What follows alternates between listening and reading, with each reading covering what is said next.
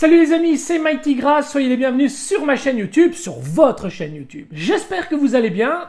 Aujourd'hui, on se retrouve pour une vidéo de présentation de figurines de type Mythclose, la bonne vieille Mythclose, en plus en version EX. Yoga du Cygne dans sa version Final Cloth, plus communément appelée l'armure V3. On est tous fans de ces armures V3 qui sont juste incroyables.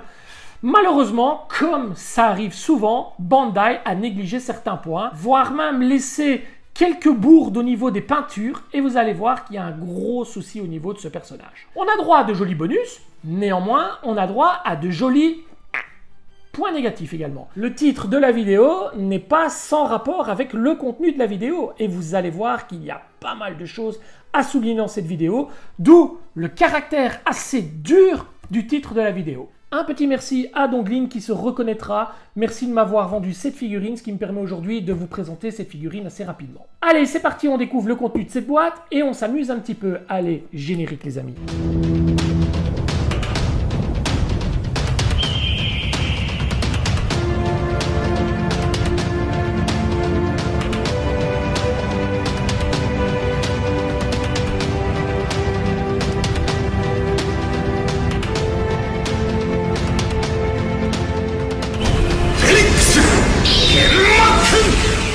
Un côté homogène pour la boîte avec un même design, un même profil que pour les trois autres personnages de type Final Bronze Cloth déjà sortis.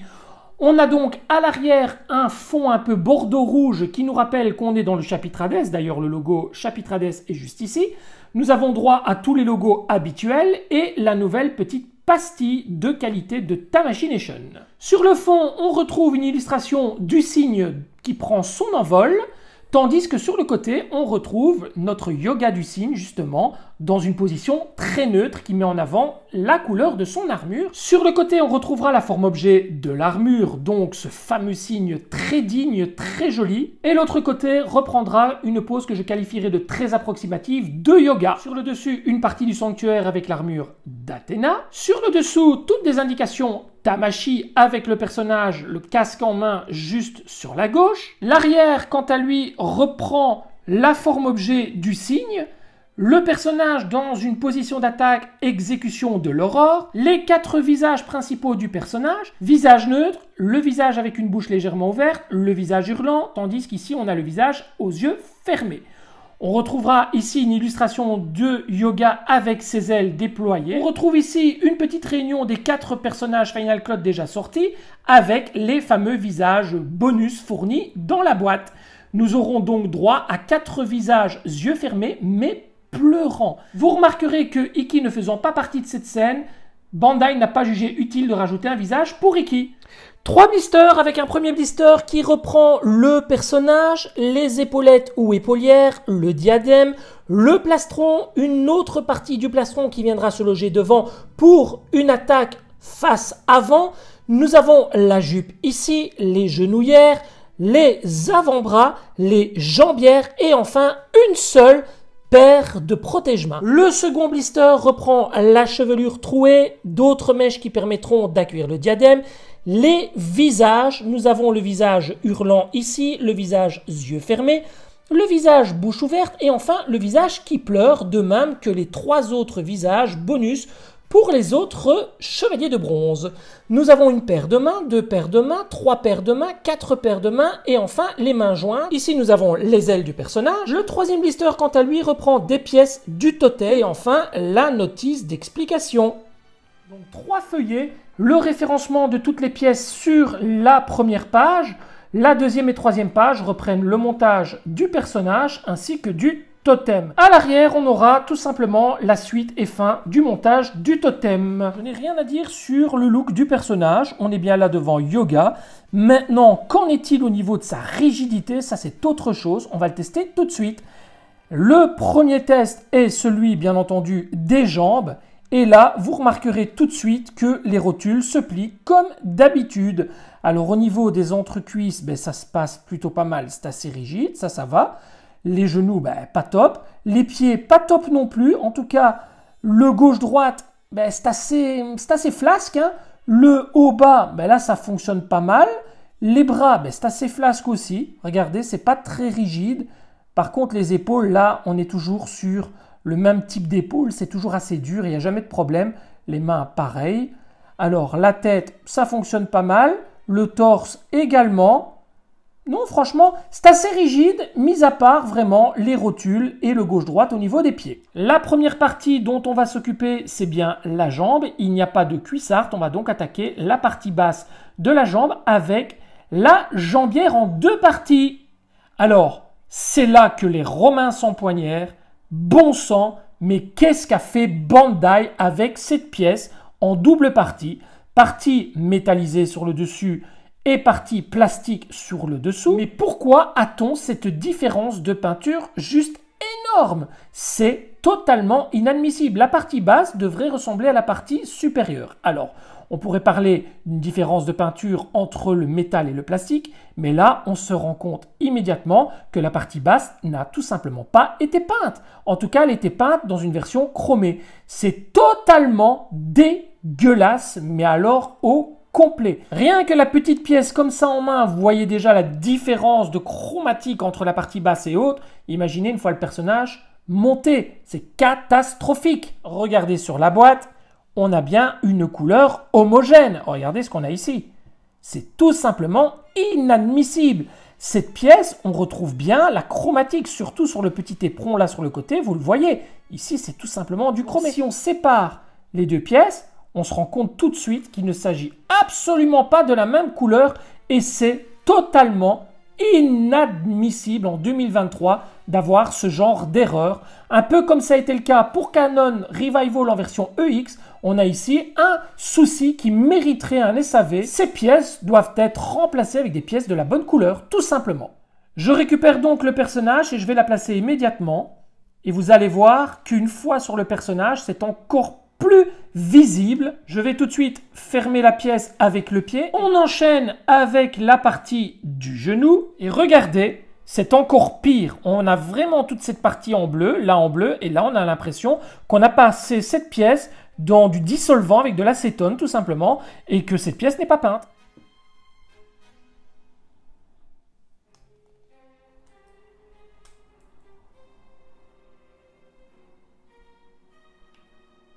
Les 2 jambes sont montées et regardez, il n'y a rien de sexy là-dessus, hein, c'est vraiment hyper flagrant. Là, on a vraiment une grosse différence au niveau des chromatiques et c'est tout simplement affreux. Imaginez un petit peu sous vitrine avec une lampe directe dessus, ben, c'est catastrophe.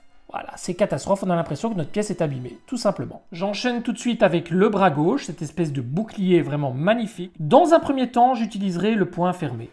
Le bras droit, totalement asymétrique du bras gauche. Et là aussi, je referme avec le poing fermé. Attention, le plastron est en plusieurs parties. Vous avez déjà une partie qui vient à l'arrière pour se fermer dans le dos, mais vous avez également la partie sur l'avant qui se déclipse, mais également une partie supérieure ici qui reprend l'encolure. La partie ici est légèrement plus claire que le bleu du reste de l'armure.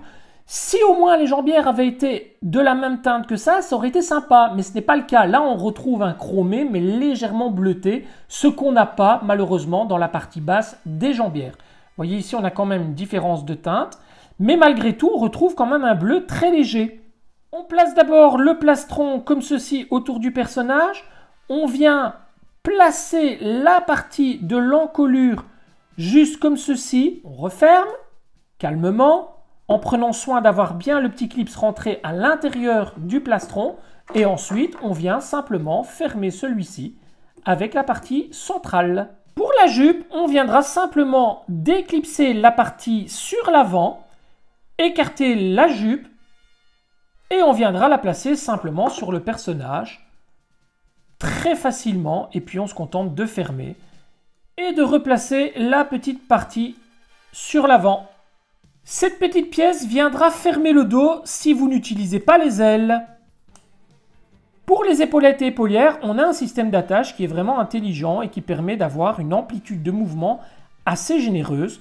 On va pouvoir s'en donner à cœur joie. Alors on récupère l'épaulette et on va venir la fixer autour de l'épaule, comme ceci. Et ensuite on va la ramener un maximum, ce qui va vraiment nous permettre de cacher la jointure entre le plastron et l'épaulette. On refait exactement pareil pour la deuxième. Je place les protège-mains Le personnage est à présent monté quasiment dans son intégralité, il reste la tête et le diadème. On récupère donc le visage, on retire la partie avant, les deux mèches de cheveux qui ne permettent pas d'accueillir le diadème. Voilà, vous les retirez calmement, sans les casser bien sûr. Vous venez les remplacer par les mèches beaucoup plus petites. Ensuite, on place la partie trouée sur l'avant. On récupère le diadème et on vient le placer sous la mèche de cheveux comme ceci. Et on va venir l'entourer sur la chevelure. Et waouh, waouh, waouh, waouh, waouh, waouh, que c'est joli. Oh là là là là, très très très joli. Oh, magnifique. Alors là, franchement, on a droit à une tête qui est juste somptueuse. Alors je regarde si tout est bien placé. Les mèches passent correctement. Vous voyez cette mèche qui passe sur le visage. Là, franchement, par contre, Bandai, c'est du super boulot au niveau de ce faciès. Et alors, le diadème est vraiment bleu. On retrouve vraiment une belle couleur bleue. Regardez, comparativement, pourtant c'est du plastique, comparativement à la pièce de la jambe, on a vraiment une différence de teinte. Alors, si Bandai a pu faire ça sur le diadème, il aurait pu faire ça sur la partie basse de la jambe. Hein. Regardez, on a vraiment une différence, c'est flagrant. Pourquoi ne pas l'avoir fait? Ça aurait été vraiment un sans faute. Allez, je place la tête tout de suite. Il me tarde de voir le résultat. Oh là là là là là là là. C'est juste une tuerie monumentale. Il est magnifique et il est quand même assez pesant. Voilà les amis, le montage du personnage est à présent terminé. Vous le voyez, il n'y a pas énormément de pièces. Ce que je vous propose, c'est de passer directement à la séquence de posing en série et de nous retrouver tout de suite après pour le débriefing. C'est parti!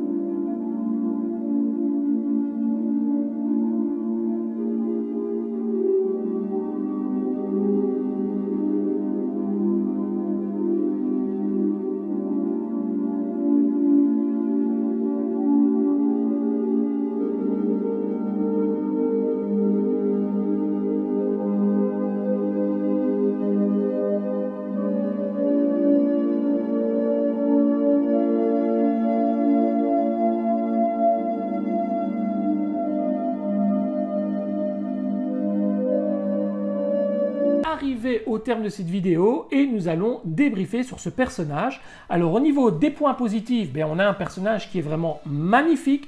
On a un faciès de yoga qui est très représentatif du personnage, très accurate.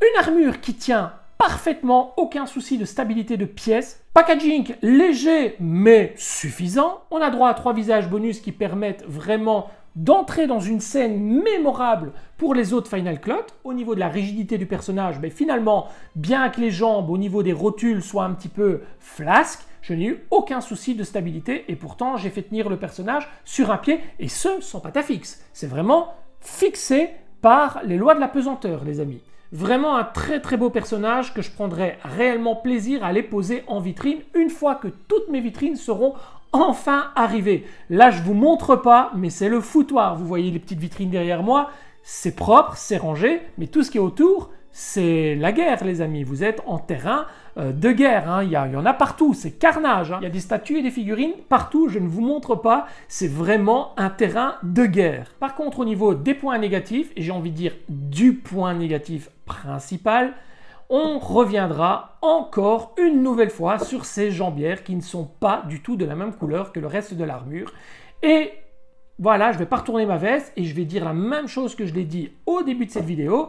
Sur ce coup-là, Bandai s'est complètement vautré et nous a réellement fait de la merde. Malheureusement, j'espère que le service après-vente de Bandai fera le nécessaire pour remplacer, en tout cas renvoyer une paire de jambières, en tout cas du bas de la jambière à tous les collectionneurs, parce que ça c'est juste inadmissible. Il l'a fait pour le Canon EX Revival. Je ne vois pas la raison pour laquelle il ne pourrait pas le faire pour le yoga en version Final Clot. Les amis, merci d'avoir regardé cette vidéo. Merci de me suivre. Si vous êtes nouveau, que vous arrivez ici par hasard, n'oubliez pas de vous abonner. N'oubliez pas d'activer la petite clochette pour recevoir toutes les futures notifications pour les prochaines vidéos. Et il y en aura encore beaucoup, croyez-moi. Profitez de votre famille et de vos proches, c'est là tout l'essentiel. Je vous dis à très bientôt pour une prochaine vidéo, les amis. Ciao, ciao!